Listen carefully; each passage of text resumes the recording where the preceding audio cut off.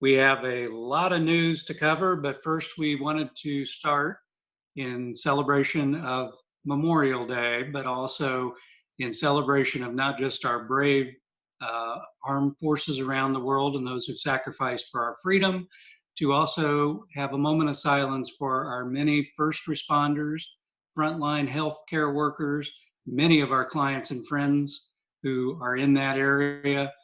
We thank you, and a moment of silence on behalf of them.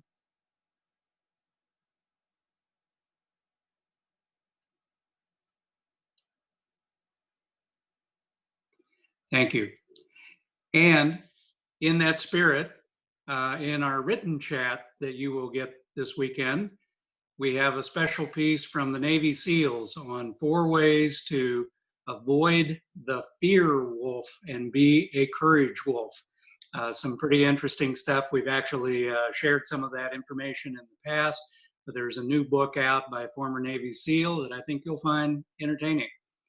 And now we move to our updates with PJ Williams, Co-Chief Investment Officer, and JT John Thomas with our latest updates on coronavirus, economy, investment markets, and whatever else comes up in our Q&A. So let's kick it off.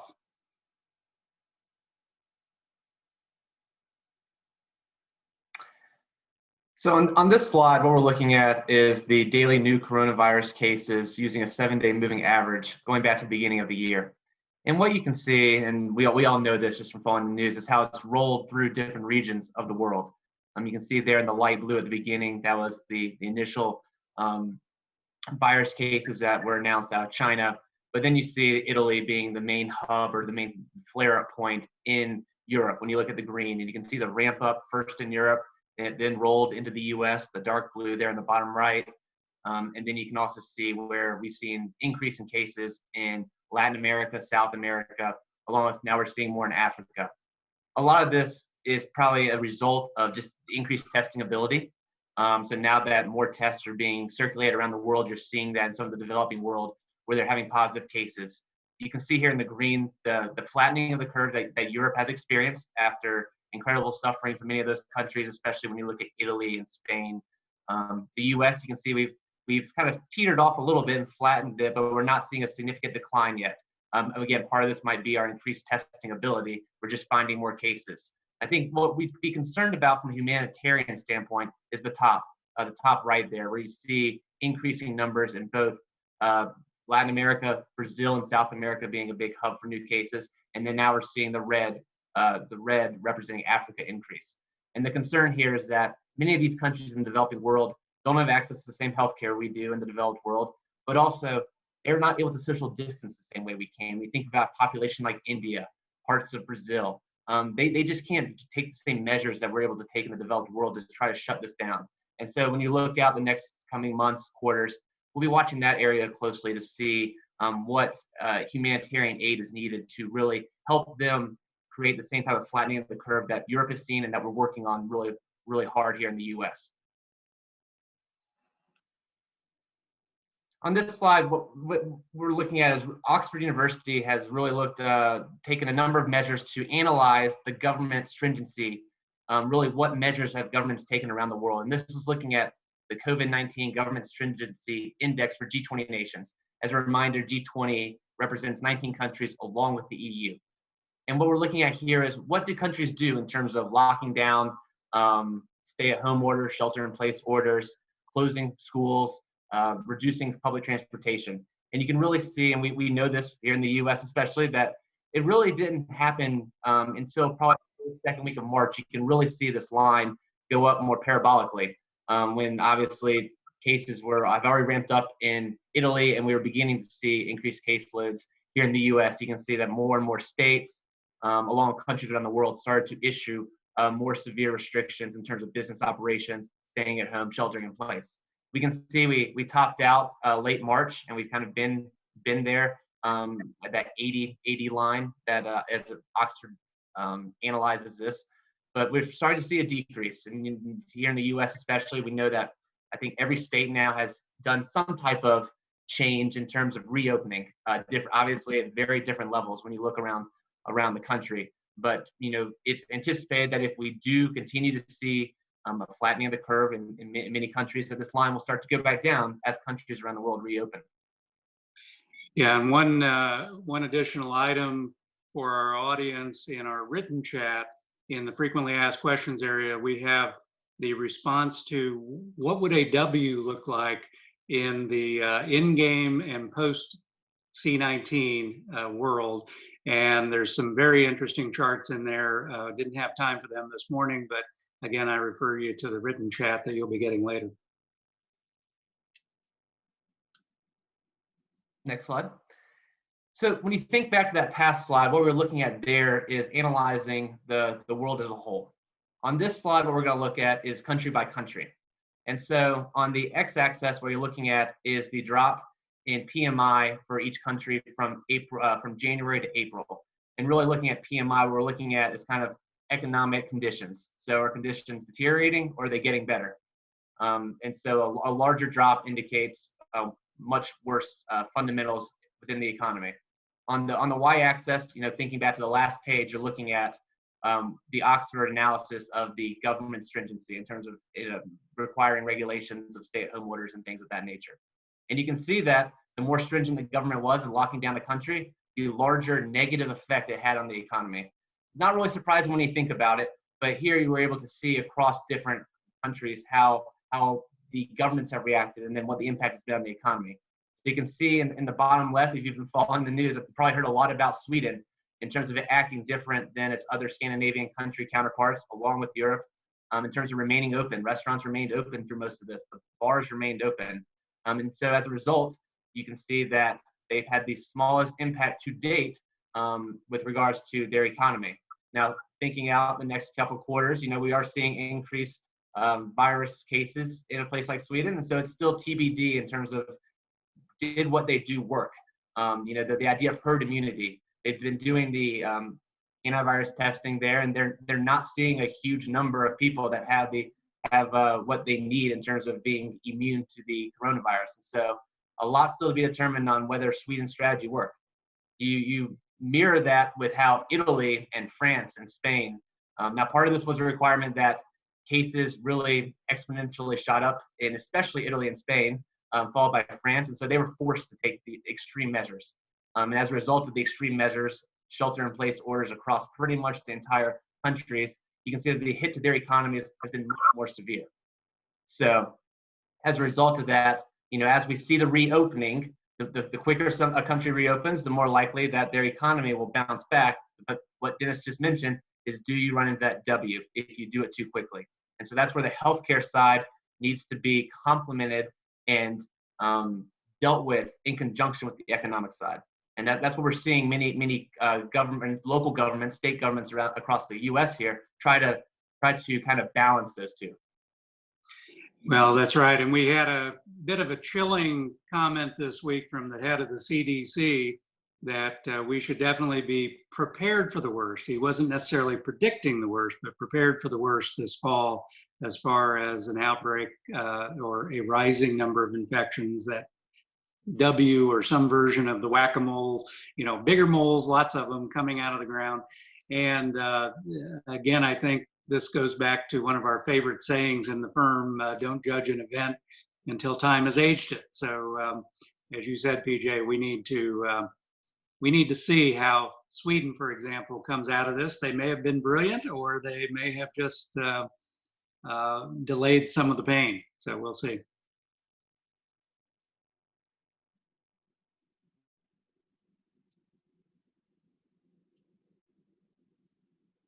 We've talked about this the last few weeks and in our written chats as well, that the economic contraction that the U.S. and really all regions of the world is going to experience during the second quarter is rivaled only by the Great Recession in terms of the U.S. The U.S. case especially. But the second quarter economic output is going to contract. This is looking at the entire world by region and comparing what happened in 2009 when you go back to the Great Recession. What type of contraction did we experience with the economies? and then looking at what the forecasts are from the IMF for 2020. And you can see that the decline across the US, the Euro area, Japan, especially, and then you look at China and India, the second quarter and really for the entire year 2020 is going to be worse than what we experienced. But as we saw last week in one of the charts that we looked at, at this time, it's expected that the duration of this recession and global economic contraction will be shorter than what we experienced during the Great Recession. So what the IMF is projecting on this page is that the developed world will see their economies contract by 6% in 2020, which is twice as bad as what we experienced in 2009, and that they expect the world economy to contract by 3%. You can see on the right there, and we've talked about this over the years, that when you go back to the Great Recession, China was a bright spot from an economic activity perspective. Their economy did relatively well during that time. There's lots of reasons for that, from their transitioning from a more manufacturing-based to a consumption-based economy, and for many other reasons. Their economy held up better. But still, you look at, they've been growing at 5 or 6% maybe the last couple of years. They're expected to barely be positive this year. Same thing with India. So those two large economies are offsetting some of the declines. But regardless, when you look back to the Great Recession, this is going to be a significant economic contraction. We are seeing rising unemployment as a result of this.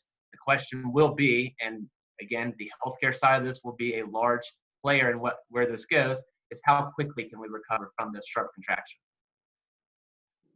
Yeah, and again, a treasure trove of information. Some of that will be shared in the written chat around just some of the nuance of the recovery, and certain areas that seem to be able to recover fairly quickly, other areas not so quickly.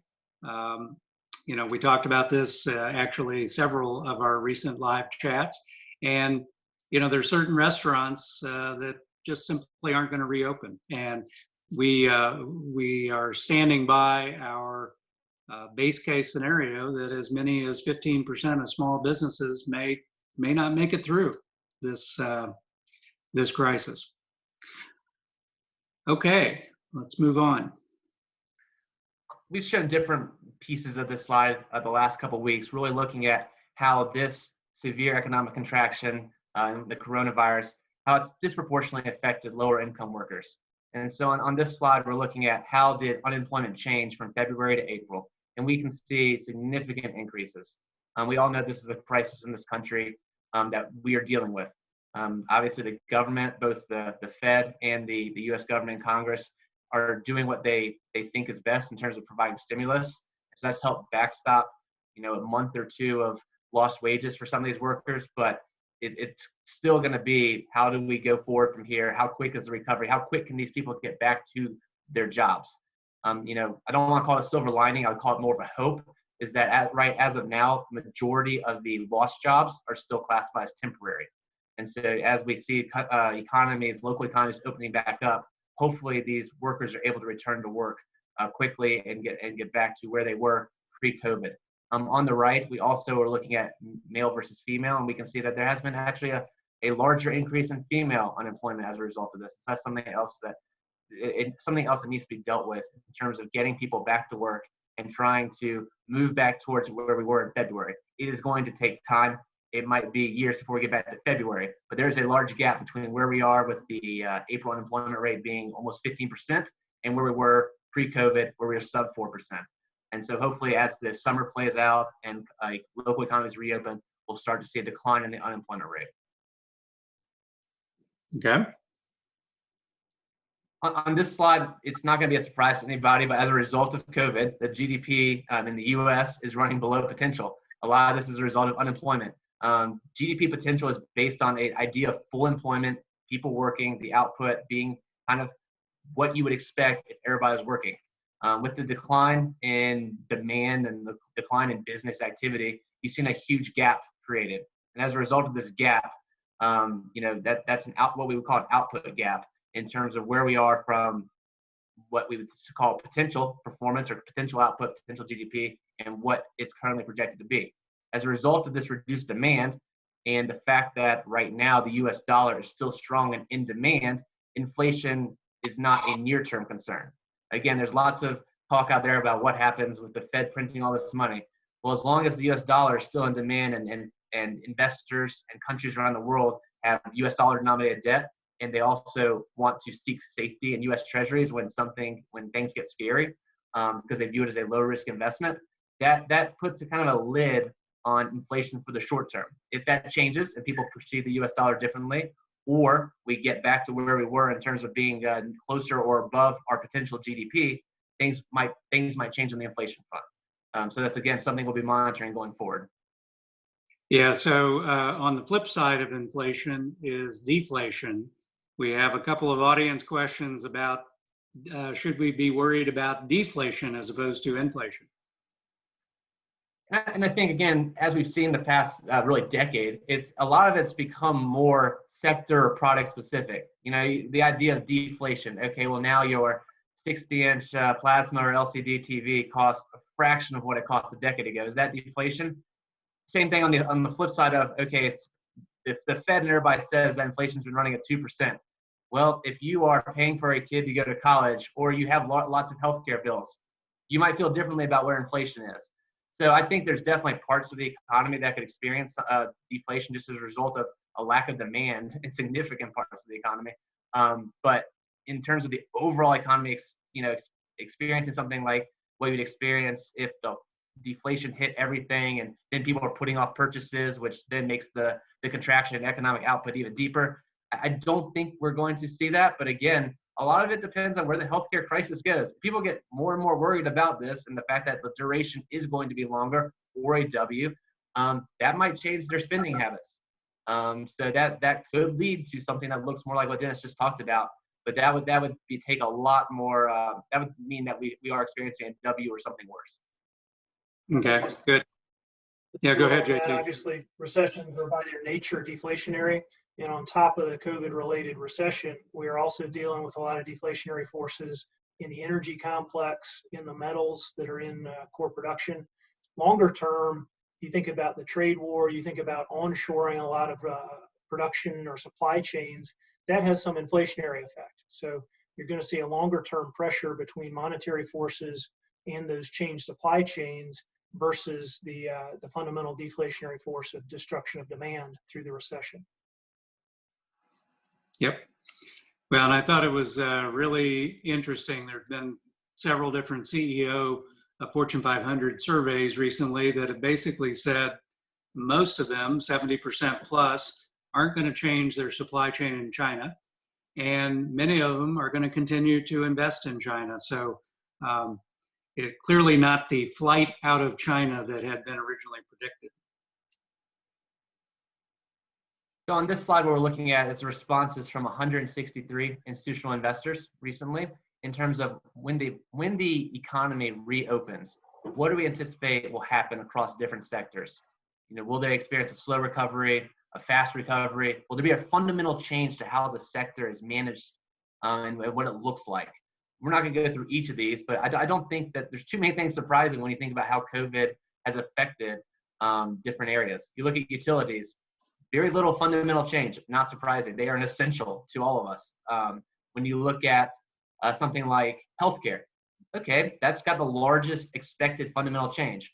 Well, telemedicine is going to be a part of that as a result of what's going on in terms of people not being able to go see their outpatient doctor, so they are doing those same calls via telemedicine. In terms of energy, a slow recovery. Also, a large expectation for fundamental change. I don't think that's surprising when you see how beaten down energy is. And even when the economy reopens, we know that air travel is not going to pop back to where it was pre-COVID-19. And so there's going to be a slow recovery there. Fundamental change, that could be, don't know what was going through different institutional investors' minds when they put their survey results. But two things there. How are, going forward, Russia and the U.S. going to interact with OPEC? But also, what other types of energy are out there? Where do more sustainable forms of energy come from, in solar, wind, whatever it may be, and do they fundamentally change the energy sector? So again, going through this slide, I don't think anybody will find anything too surprising, but it really does show how the virus has affected different sectors in very different ways. Yeah, and one of the things that we are leaning in on next week will be our healthcare week for our live chats. We have actually 3 sessions on healthcare, Tuesday afternoon, Friday morning, and Friday afternoon, with some really interesting guests. Some of it will be around COVID. Some of it will be around future of healthcare having nothing to do with COVID. Because again, everybody's kind of lost track of all the other things that are out there that actually kill more people than COVID. And so we're going to lean into that orange bar in healthcare for next week. And Dennis, if I may, even this afternoon at 4 o'clock, I'm going to be featuring one of our lead real estate and real asset investors. And obviously that last line there is talking about perhaps the slowest recovery being in the real estate area. So we'll be getting some good perspective from them this afternoon at Versus. Yeah. Thank you, JT. Good point. So as we shift from kind of the economy towards the markets, we've talked a good bit over recent weeks about how the market is not the economy. And we're going to highlight that again in a couple of ways in the next few slides. So this one is pretty striking. And one of the things that a number of our research services are looking for to be able to assess if the recent bounce back recovery in the market has staying power is the degree of breadth, the degree of participation. And so far that has been very limited, and that is a concerning factor. Early this week that might have broadened out a little bit, but as you see here, the concentration among 3 key sectors, information technology, communication services, and healthcare, is now greater than it was at the peak back in the 1999-2000 dot-com era. So we do see some concern about the degree of concentration. It makes sense short term because so many of us are even more dependent on those 3 sectors. But over the long term, it is something that is going to be hard to sustain. The question inevitably of can that tree grow to the sky? We showed in a chart in our earlier this year the top 10 companies at the end of the last 5 decades and how substantially that has changed as you look over 10-year slices of time. And I think the rational observer might suggest we could see another change 10 years hence. So we can move to the next slide. This again highlights that perhaps even more starkly. Here we're looking at only the top 5 companies versus the bottom 300 companies. And you can see the dramatic upswing on the far right where those top 5 companies are now over 20% of the total market capitalization of the index, whereas the bottom 300 are down to 14%. So again, a lot of favor following, a lot of money chasing some of those top performers and those largest players. We can move to the next slide.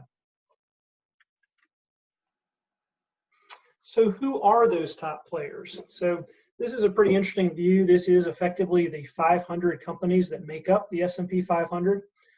It's arranged in various quadrants. So in the top left is the technology sector, communications in the middle, consumer cyclicals top right.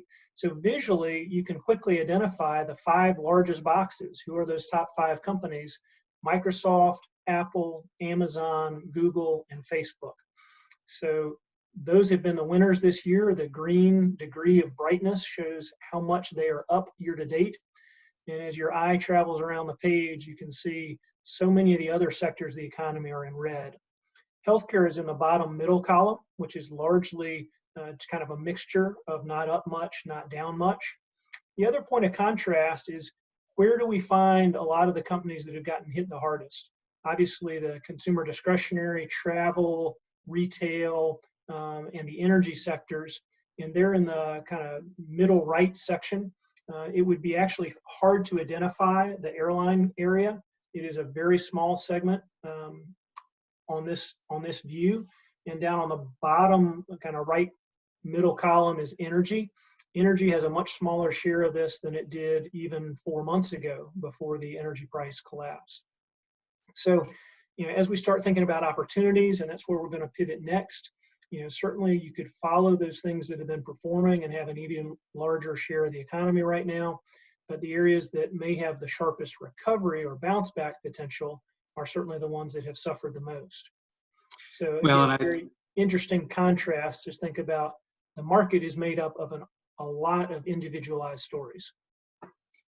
Well, and that's been one of our themes in recent chats and research pieces is, Microsoft has traditionally been one of our largest holdings in our firm. They're doing well this year.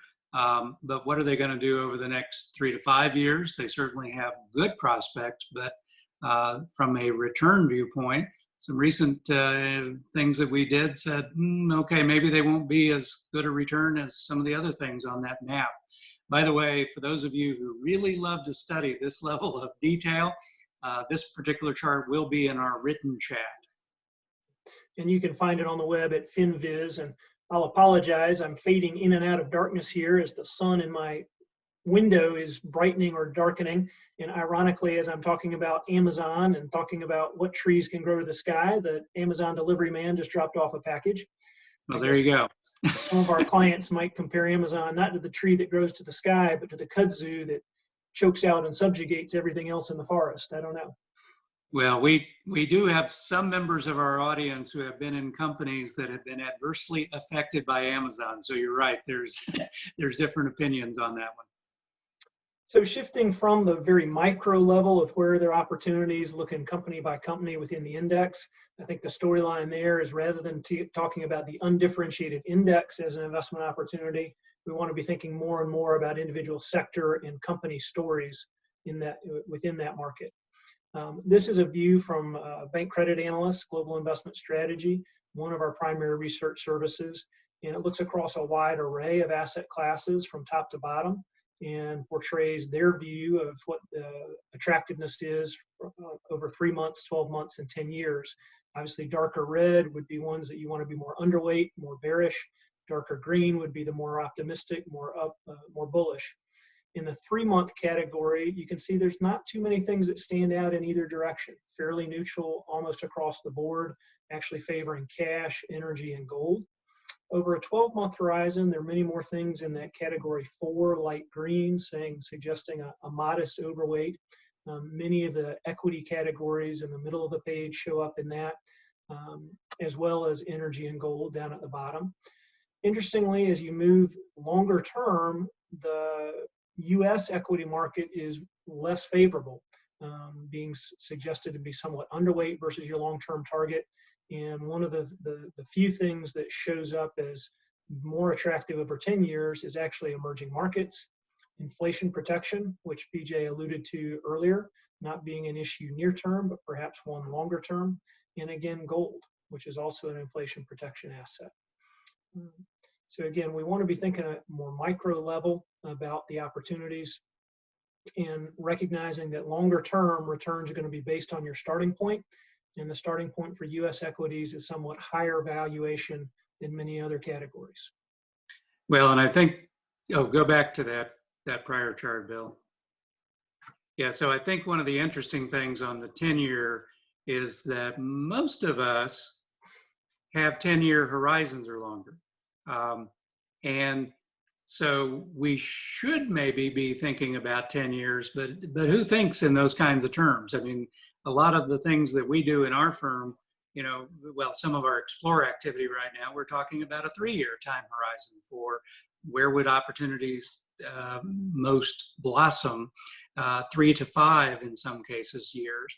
And so one of our listeners one of our clients who is on this call actually shared information from the Yale Endowment and Swenson. Swenson's a brilliant manager and has done a phenomenal job at Yale. And so he's basically thinking about that 10-year number, and he is radically underweight U.S. stocks relative to international. And he has some very good reasons coming out of COVID for doing that. We are not going that direction at this point. But again, I think this chart points out why there's some logic in what Swenson's thinking about. Absolutely, we want to invest with a 10-year in mind, and that helps frame, but we also recognize we're going to be managing a lot of micro cycles between here and there, where being tactically a little bit more flexible can offer some opportunity. Yep. All right. So just to highlight again, over the 10-year time frame, one of the more attractive categories is emerging markets. Emerging markets are appropriately notorious for their volatility, and you can kind of see that portrayed here as well. What we're looking at here is the price to earnings ratio of emerging markets, but it's cyclically adjusted, meaning it's the price to earnings over a long sweep of earnings. And what this is highlighting is that compared to its long-term average, the price to earnings ratio in emerging markets is quite cheap, well more than one standard deviation below its long-term average. And as you see from the circles, prior times where you've gotten two similar valuations, it has been followed by a pretty strong recovery, pretty strong upswing. So again, we're not going radically heavy towards emerging markets, but it's the kind of thing we want to gradually add at the margin and increase the share of the portfolio that can participate in this. Back to one of the charts PJ showed at the beginning, where China, India, and other emerging market segments are not seeing as much direct impact from the COVID crisis as some of the developed world is.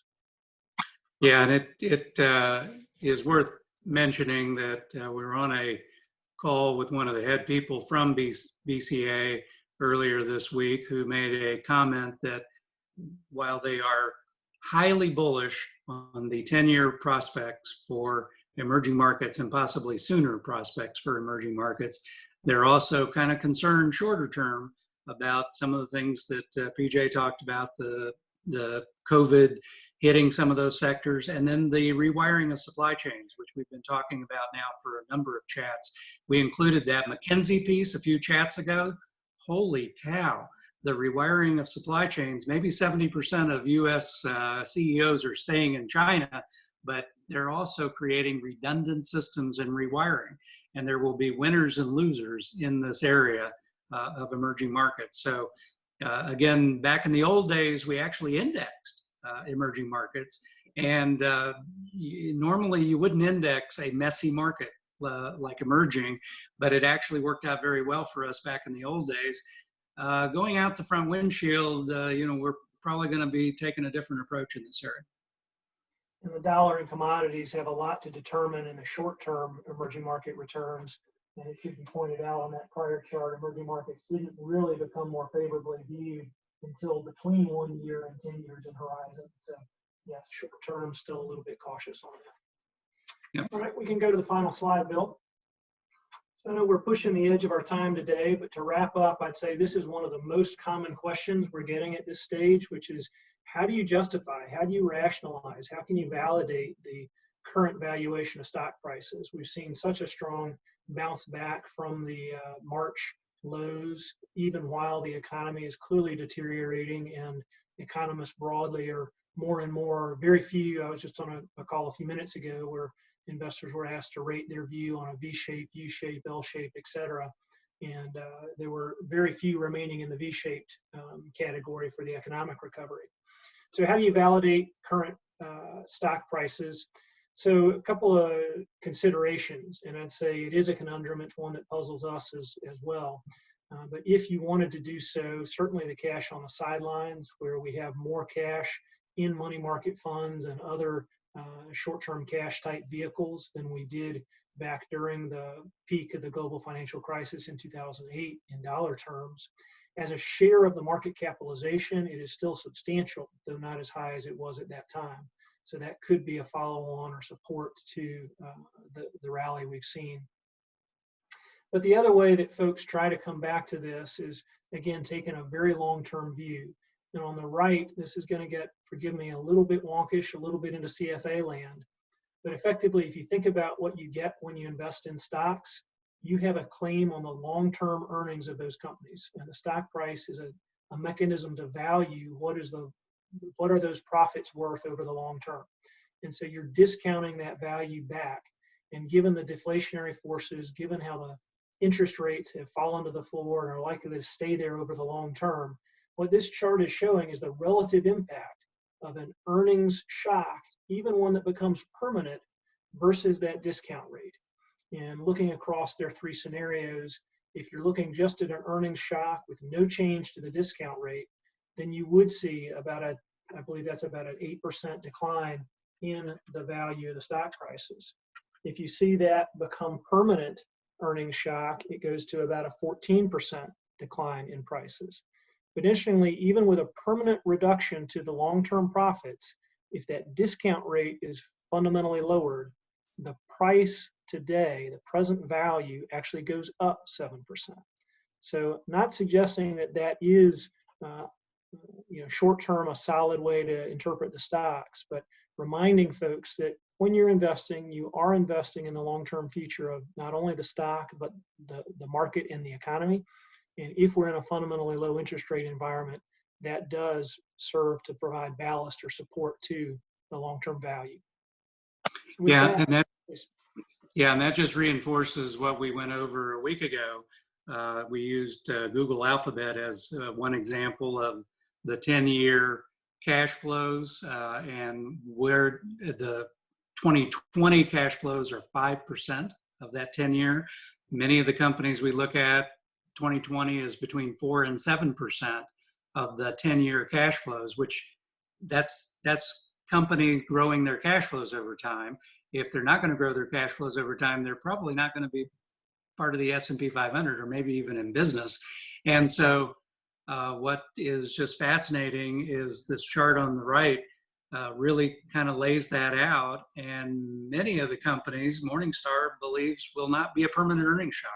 And they are literally doing deep dives on every single company right now. So again, this goes back to the conversation of let's not judge too much of this until we've aged it a little bit in the next 2, 3, 4, 6 months, see how the post-COVID or COVID endgame and then the post-COVID works out. But it certainly is point on to the question that we continue to get. Well, I don't understand why the stock market is doing something different than the rest of the economy. Maybe just to wrap up, I'd say that this again reinforces that near term for particularly our core client who's more focused perhaps on preservation, we are short-term cautious after this big bounce back in the markets, not really anxious to deploy new capital. For clients who can be more aggressive or have portions of their portfolio where they want to do that, our opportunity set is probably much more narrow, much more rifle shot into individual sectors or even individual companies that are still those that have a lot more recovery or bounce back potential. Okay. Well, and so I think that's a good point to end on. PJ, any final comments? No, I think JT and you covered it very well there. All right. Well, again, we appreciate you tuning in, and many of these charts and additional information will be in our written chat. This afternoon, JT mentioned that we have a future of series. So we're doing a future of a lot of different things. And in this particular case, we're looking at the current and future of infrastructure, real estate, different kinds of real estate. And we have a really knowledgeable person who is dealing on a daily basis with some of the world-class managers, people who know this business backwards and forwards. So should have a pretty interesting 4 p.m. Eastern Time chat this afternoon. In the meantime, thank you. Hope you all have a safe weekend and happy Memorial Day. Thank you.